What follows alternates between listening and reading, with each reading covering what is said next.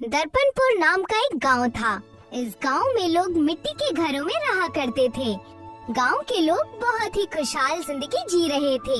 इसी गांव में एक महेश नाम का आदमी था। महेश अपनी बीवी के साथ आम के बागान में फल जमा कर रहा था। अरे शिवानी, आम की बरकत बहुत अच्छी हुई है। हाँ, बिल्कुल सही कह रहे हैं। इस साल बागान में फलों की पैदावार बहुत अच्छी हुई है और साथ ही साथ खेतों की फसल भी बहुत अच्छी हुई है। हाँ, इस साल पैसे बहुत होंगे हमारे पास। और यदि कहीं दिक्कत आई तो आप घर बनाने का जो काम करते हैं उससे ठीक हो जाएगी। हाँ, ठीक कहती हो। अच्छा चलो, अब मैं इन्हें बाजार में बेच लाता हूँ और शाम को घर पर मिलते हैं। जी, मैं भी तब तक घर के सारे काम निपटा देती हूँ। महेश फलों की टोकरी लेकर बाजार की ओर निकल पड़ा। महेश जैसे ही अपनी दुकान में आकर बैठता है, वहाँ प्रधान और कुछ लोग उससे फल खरीदने आते हैं। अरे भाई महेश, लगता है इस बार बागान में फल बहुत बढ़िया हुए हैं, क्यों? हाँ प्रधान जी, बिल्कुल ठीक कह रहे हैं। मैं और शिवानी आज इसी बात पर बात कर रहे थे। फलों की बात बहुत कर ली महेश, मुझे तुमसे कुछ जरूरी बात करनी है। क्या बात है प्रधान जी? दरअसल बात यह है कि कस्बे के मिट्टी के घर काफी पुराने हो चुके हैं और हम सोच रहे थे कि अब से हमें पक्के मकान बनाने चाहिए जो ज्यादा वक्त तक टिके रहे। हाँ, आप ठीक कह रहे हैं। मैं भी कुछ दिनों से अपने मकान को पक्का मकान बनाने की सोच रहा था, लेकिन बड़ी दिक्कत यह है कि कस्बे का हर आदमी पैसे कहाँ से लाएगा। हाँ, और इसी वजह से मैंने ठेकेदार से बात करने की सोची है। आज दुकान बंद करने के बाद तुम मेरे साथ ठेकेदार के यहाँ चला, जैसा आप कहे प्रधान जी। प्रधान अपनी बात कहकर वहाँ से चला जाता है और महेश प्रधान के साथ ठेकेदार के घर आ गया था। क्या बात है प्रधान और महेश, कैसे आना हुआ? वो जरूरी काम था ठेकेदार, तो तुमसे पूछने आ गए। और महेश को भी मैं इसी वजह से अपने साथ लेकर आया हूँ। तो बताओ क्या काम है? जी ठेकेदार जी, मैं बताता हूँ। हम सोच रहे थे कि लोगों के मिट्टी के घर पुराने हो गए हैं, तो अब हम सब घरों को नए सिरे से पक्के घरों में तब्दील कर दे।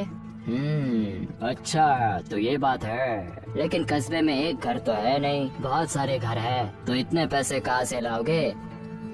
इसी वजह से तो आपके पास आए थे। हाँ, आप अभी हमारी मदद कर देते तो सारे कस्बे वाले आपको धीरे धीरे पैसे लौटा देते। मजाक है क्या? मैं ऐसी कोई मदद नहीं करने वाला। पैसे लेकर आओ, फिर बात करेंगे इसके बारे में। मुझे बाहर से लोग भी बुलाने होंगे और घर बनाने के चीजों के मोल भी चुकाने होंगे। ठेकेदार जी, लोग तो हमें कस्बे में मिल जाएंगे और कुछ पैसे जोड़ जाड़ कर दे भी देंगे। आप एहसान करके एक बार और सोच लीजिए और मदद कर दीजिए हमारी। छह, बस भी करो। तुमसे मोहब्बत से बात करने की कोशिश कर रहा हूँ, इसी वजह से इतनी बात बढ़ रही है। मैं नहीं करता। पैसे लाओगे तब काम होगा, वरना नहीं होगा। अब जाओ। एक बार सोच तो लीजिए ठेकेदार जी, कोई तो रास्ता होगा। लोग परेशान हो जाएंगे आने वाली बारिश से, हमें उनकी कुछ तो मदद करनी होगी ना। हाँ, ठीक कह रहे हो कि लोग परेशान हो जाएंगे, और अगर उन्हें इतनी ही दिक्कत है तो सबसे कहो कि अपने पास से मुझे एक एक बीघा जमीन मुझे दे दे। क्या कहते हो? महेश, चलो चलते हैं। मुझे मालूम था कि ऐसा ही जवाब मिलेगा, पर मैं फिर भी कोशिश करने की सोची और तुम्हें भी ये सब देखना पड़ गया। पर प्रधान जी। प्रधान महेश को इशारा करता है और महेश अपने शब्दों को पीसकर पी जाता है। ठेकेदार की बात सुनकर महेश परेशान होकर अपने घर लौट आता है। शिवानी उसके चेहरे पर ये मायूसी देखकर उससे पूछती है, अरे जी, क्या हुआ? आखिर बात क्या है? कुछ नहीं शिवानी, बस ये ठेकेदार की बात सुनकर मुझे बहुत दुख हुआ। ऐसा क्या कह दिया उन्होंने? ठेकेदार से कस्बे वालों की मदद करने के लिए कहा तो उन्होंने खरी खोटी सुनाकर लौटा दिया। अब तो बरसात का महीना भी आ रहा है और लोगों के घर पुराने हो चुके हैं। पता नहीं अब क्या होगा। आपका मन बहुत ही कोमल है। आप सब गांव वालों के लिए इतना सोच रहे हैं। मालिक करे कि आपको इस परिस्थिति को पार करने की शक्ति मिले। काश मैं कुछ कर पाता अपने कस्बे के लिए। अब सो भी जाइए, मार्क के बारे में कल सोचिएगा। ठीक है शिवानी, अब और कर भी क्या सकते हैं। महेश सो जाता है और उसे एक ख्वाब आता है। ख्वाब में महेश एक आम के दरख्त के पास आम उठा रहा है और उस आम को खोलकर देखता है कि उसमें एक कांच का बीज है। कांच का बीज वो जमीन में गाड़ देता है और वहाँ पर एक दरख्त उगाता है जिसमें कांच लटके थे, मानो उस दरख्त पर कांच फलों की तरह उगाए हो। सुबह हो गई। सुबह महेश उठते ही शिवानी को जगाने लगा। शिवानी उठो, शिवानी। क्या बात है जी, कौन सी मुसीबत आ गई है सुबह सुबह? अरे कोई आपदा नहीं, मुझे बस एक ख्वाब आया था और उस ख्वाब में मैंने देखा कि आम की गुठलियों की जगह एक कांच का बीज है और उससे ऐसे दरख्त तैयार हो रहे हैं जिसमें कांच लटके हुए हैं। पर ये तो बस एक ख्वाब है जी, आप भी ना। डूबते को तिनके का सहारा जानो। कल ही हमने कोई रास्ता मांगा था, शायद ये वही हो। मैं समझती हूँ कि आप गांव वालों की मदद करना चाहते हैं, मगर इस तरह से ख्वाब को सच मान लेना आपकी सेहत के लिए ठीक नहीं है। तुम कुछ भी कहो, पर बस चलो मेरा दिल रखने के लिए एक बार देख आते हैं। अच्छा जी, ठीक है। आओ चलते हैं। महेश और शिवानी अपने बागान की ओर निकल गए। वहाँ पहुँचते ही उन्हें दरख्त पर एक चमकता हुआ कांच का आम नजर आया। देखा, मैंने कहा था ना तुम्हें, ये ख्वाब हकीकत में बदल जाएगा। हाँ जी, आप एक काम कीजिए, आप इस आम को तुरंत तोड़ दीजिए। महेश तुरंत एक पत्थर मारता है और वो कांच का आम नीचे गिर पड़ता है। उस आम को जैसे ही महेश खोलने की कोशिश करता है, वो आम खुल जाता है और उसमें से एक कांच का बीज बाहर आता है। देखो शिवानी, हम इसे बो देते हैं, कांच लगेंगे तो हम इसे लोगों के घर बनाएंगे और सारी मुसीबतें खत्म। हाँ जी, बिल्कुल सही कह रहे हैं। इसे कल देखने आ जाएंगे और साथ में सरपंच जी को भी ले आएंगे। दोनों आम के बीज को बो देते हैं और उस पर पानी डालकर चले जाते हैं। वो पौधा थोड़ा बढ़ जाता है। वो दोनों अपनी खुशी में आगे चले जाते हैं और कल का इंतजार करते हैं। रात बीत गई और नई सुबह आई। महेश के साथ सरपंच जी भी उस बागान में आकर खड़े थे और कांच के दरख्त को देखकर बहुत हैरान रह गए थे। अरे, तुमने तो कहा था कि बीज कल ही बोया है, ये तो पूरा का पूरा दरख्त है। जी प्रधान जी, अब कस्बे से कुछ लोगों को जोड़कर हम सबके घर बनाना शुरू कर सकते हैं। हाँ, ठीक कहते हो। अब हमें ठेकेदार के पास भीख मांगने की जरूरत नहीं है। तो क्या कहते हैं प्रधान जी, आज से ही शुरुआत कर दें? हाँ, शुभ काम में देरी कैसी।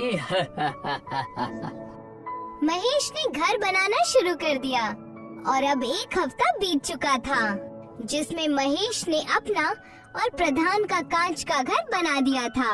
महेश और प्रधान महेश के नए घर में बैठे थे, तभी वहाँ ठेकेदार आता है। और भाई महेश, क्या हालचाल?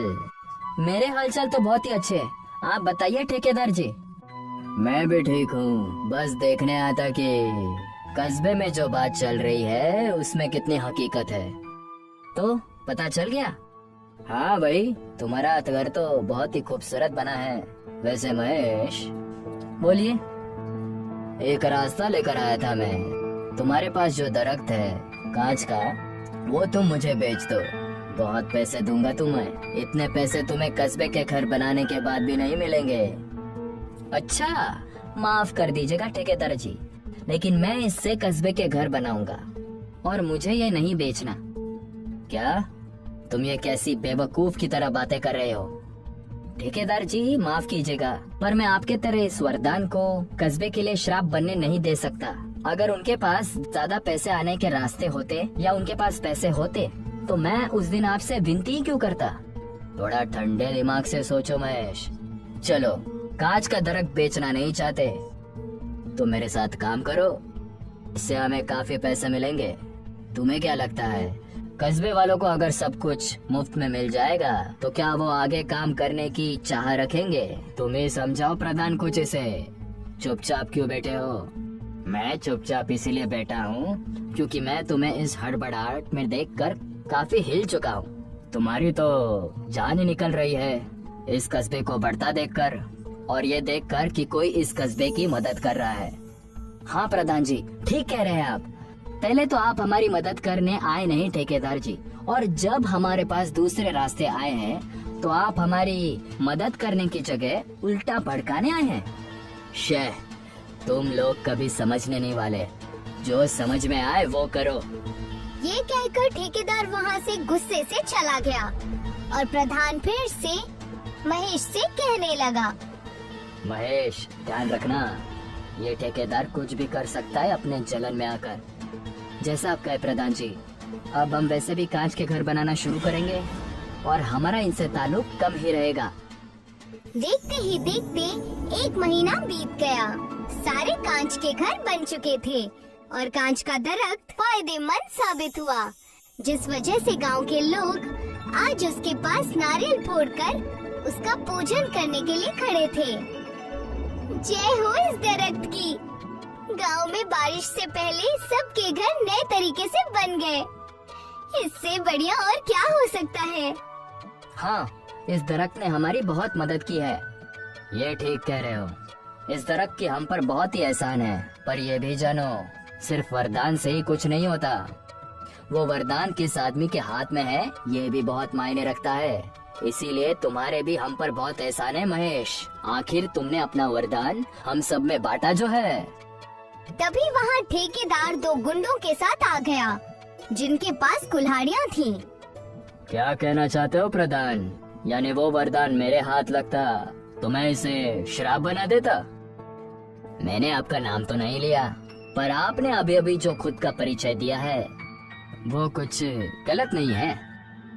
ये कुल्हाड़ी लेकर इन 2 लफंगों के साथ आप यहाँ क्या कर रहे हैं? बहुत बोलता है, आप कहे तो उड़ा दूं ठेकेदार जी। अरे नहीं नहीं भैया, हम तो बस इस दरख्त को काटने आए थे।